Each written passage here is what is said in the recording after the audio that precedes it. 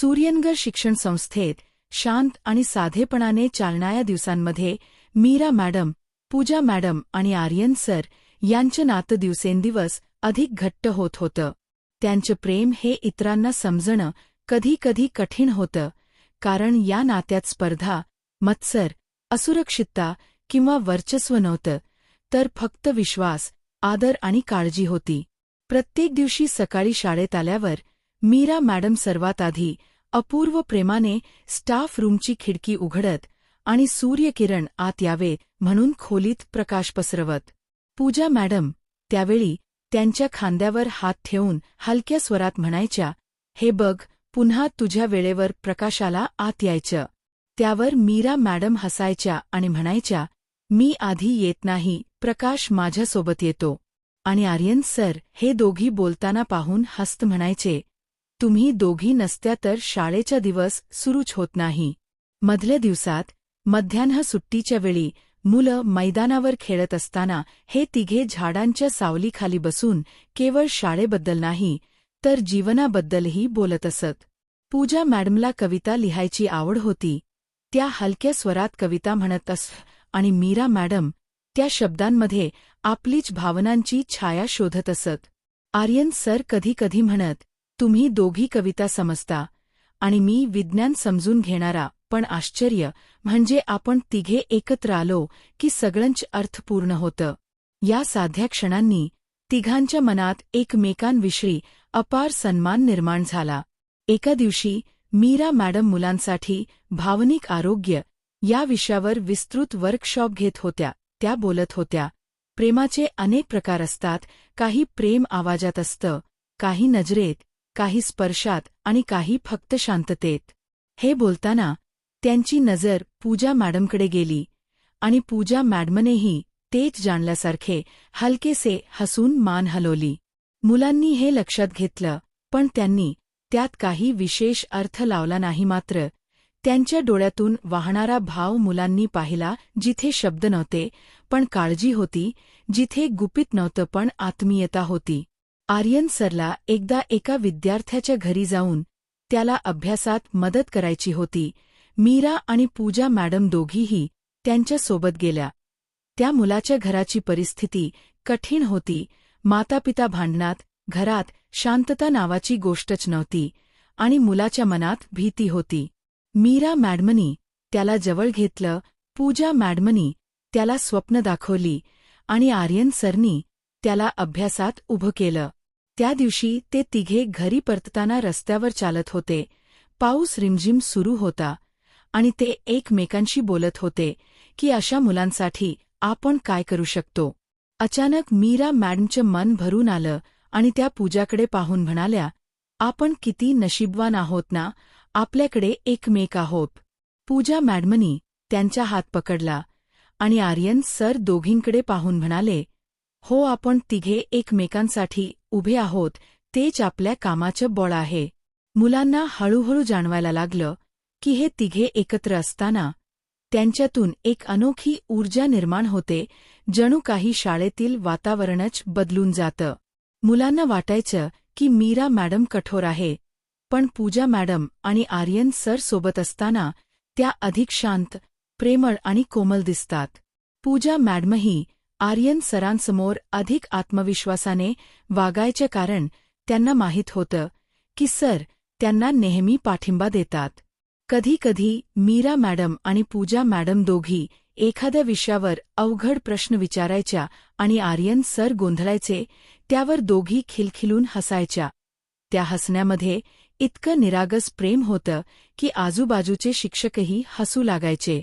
एकदा शाळेत एका मुलाने विचारलं, "मीरा मॅडम, सर आपले खूप जवळचे मित्र आहेत ना?"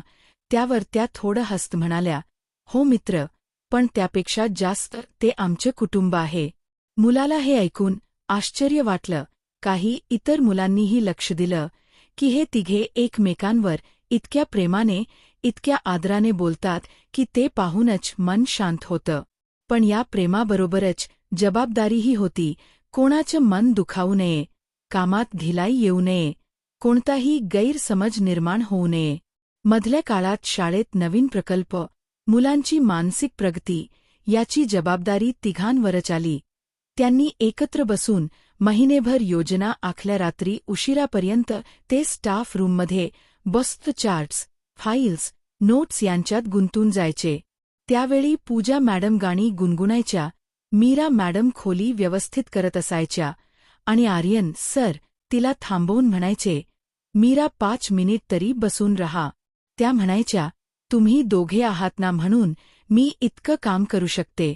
एकदा प्रकल्पावर चर्चा करताना भावनिक क्षण आला. पूजा मॅडम म्हणाल्या, तुम्हाला माहीत आहे का मी आधी खूप एकटी वाटायचे, पण तुमच्यासोबत काम करताना असं वाटतं की माझं संपूर्ण जग पूर्ण झालं. मीरा मॅडमनी त्यांना मिठी मारली आणि आर्यन सर शांत आवाजात म्हणाले, आपण तिघे जेव्हा एकत्र असतो तेव्हा आपलं प्रत्येक अपूर्णपण पूर्ण होतं. त्या क्षणी शांततेतही प्रेम जाणवत होतं. या मधल्या काळात त्यांचं एकमेकांवरचं नातं इतकं दृढ झालं की संपूर्ण शाळेत त्यांचं नाव एकत्र घेतलं जायचं. मॅडम सर तिघे आले. तिघांनी घेतलेला वर्ग मस्त असतो. तिघांनी केलेलं काम वेगळंच दिसतं. मुलांच्या मनात त्यांच्यासाठी प्रचंड आदर वाढला. काही मुलांनी तर असंही म्हटलं, सर मॅडमचं टीम म्हणजे जादूच आहे. पण हळूहळू ही जादू काही मुलांना संशयासारखी वाटायला लागली. काहींनी विचार केला की एवढ्या वेळ तिघं का एकत्र असतात. काहींनी अजून वेगळे अर्थ काढायला सुरुवात केली. मुलांच्या मनातील निरागस प्रेमाचं रूप हळूहळू अफवांच्या सावलीत जाऊ लागलं. पण त्या सावल्या पुढे जाऊन जे विचित्र रूप घेणार होत्या त्याची कल्पना कुणालाच नव्हती. दिवस उगवताना शाळेच्या प्रांगणात पसरलेल्या हिरव्या गवतावर ओस पडलेली दिसायची आणि त्या 3 शिक्षकांच्या छोट्या छोट्या कृतींमुळे वातावरणात एक वेगळीच ऊब निर्माण होत असे. सकाळच्या प्रार्थनेनंतर मीरा मॅडम मुलांना शिस्त लावत असताना पूजा मॅडम त्यांच्या पाठीशी उभ्या राहून हलक्या शब्दात प्रोत्साहन देत असत आणि आर्यन सर विज्ञानाच्या प्रयोगांद्वारे मुलांच्या उत्सुकतेला वाढवत असत. त्यांच्या या एकत्रित प्रयत्नांमुळे शाळेतील निकाल सुधारले आणि मुलांच्या व्यक्तिमत्वात सकारात्मक बदल दिसू लागले. कधीकधी शाळेच्या बाहेरच्या कार्यक्रमात ते तिघे एकत्र सहभागी होत आणि त्यांच्या टीमवर्कमुळे सर्वांना प्रेरणा मिळे. एखाद्या मुलाच्या समस्या सोडवताना ते एकमेकांच्या कल्पनांचा आदर करत आणि सर्वोत्तम उपाय शोधत. त्यांच्या या नात्यामुळे इतर शिक्षकांनाही प्रेरणा मिळाली आणि शाळेचं वातावरण अधिक सकारात्मक झालं. मात्र हळूहळू काही जणांच्या मनात अस्वस्थता निर्माण होत होती, कारण इतक्या जवळीकमुळे ते कायम एकत्र दिसत होते.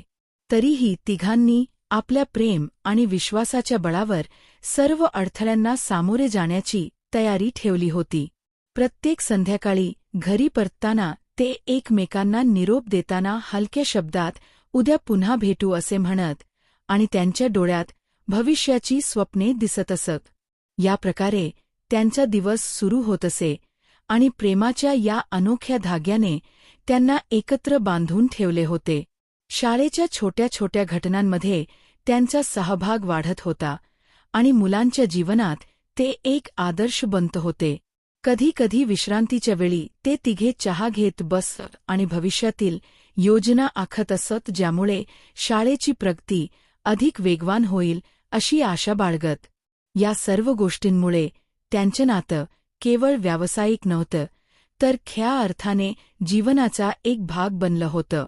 मुलांच्या मनातही त्यांच्याबद्दल आदर आणि प्रेम वाढत होतं, ज्यामुळे शाळा खऱ्या अर्थाने ज्ञान आणि मूल्यांच्या प्रसाराचं केंद्र बनली होती. अशा रीतीने दिवस जात होते आणि प्रेमाच्या या शांत प्रवाहात ते तिघे एकमेकांना समजून घेत होते.